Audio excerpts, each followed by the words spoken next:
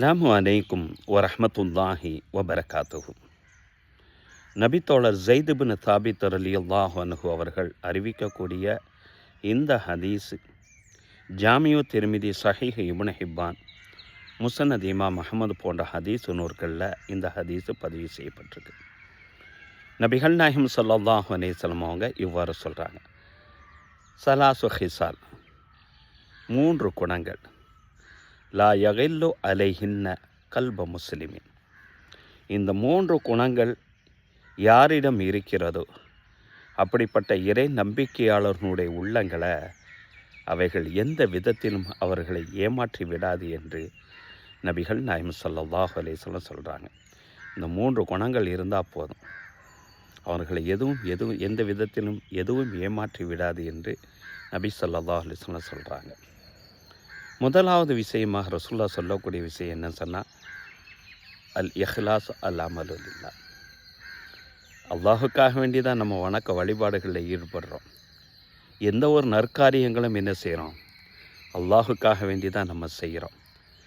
அப்படி செய்யப்படக்கூடிய அந்த காரியங்களில் எந்த விதமான இணை வைப்பும் இல்லாமல், எந்த விதமான முகஸ்துதியும் இல்லாமல், இறைவனுக்காக வேண்டி மட்டுமே பரிசுத்தமான முறையில் செய்யக்கூடிய அந்த தன்மை இருந்தால் இந்த உலகத்தில் எந்த ஒன்றும் நம்மளை ஏமாற்றி விடாது. அடுத்ததாக வன் நசீஹத்து, நல்வழிப்படுத்துதல். ஒரு கூட்டமைப்புக்கோ அல்லது நமக்கோ ஒரு தலைவரை நம்மளே நியமித்து கொள்ளுகிறோம். ஒரு ஜமாத்துக்கு தலைவராக இருக்கலாம், ஒரு கூட்டமைப்புக்கு தலைவராக இருக்கலாம், அல்லது ஒரு குழுவுக்கு தலைவராக இருக்கலாம்.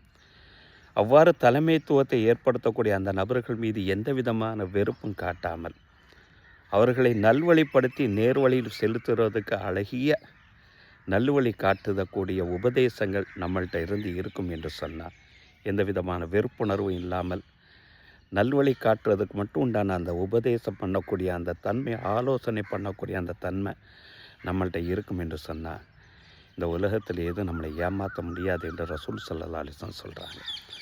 மூன்றாவதாக, எந்த ஒரு கூட்டமைப்பாக இருந்தாலும் தன்னுடைய கருத்தை ஏற்றுக்கொள்ளவில்லை என்பதற்காக வேண்டி அந்த ஜமாத்தை விட்டு பிரிந்து செல்லாமல் அவர்களோடு ஒன்றுபட்டு இருப்பது.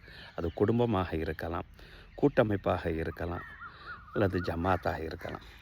அவர்களோடு ஒன்றிணைந்து நம்ம செயல்படக்கூடிய அந்த சூழ்நிலையில் யாருக்காக வேண்டி, படைத்த அல்லாஹுக்காக வேண்டி ஒன்றிணைந்து செயல்படக்கூடிய அந்த நேரத்தில் ஜமாத்தார்களுடைய அந்த பிரார்த்தனை நம்மளை சூழ்ந்து கொண்டு இருக்கிறது. அதனால் யாரும் நம்மளை ஏமாற்ற முடியாது என்றார்கள் நபி ஸல்லல்லாஹு அலைஹி வஸல்லம் அவர்கள்.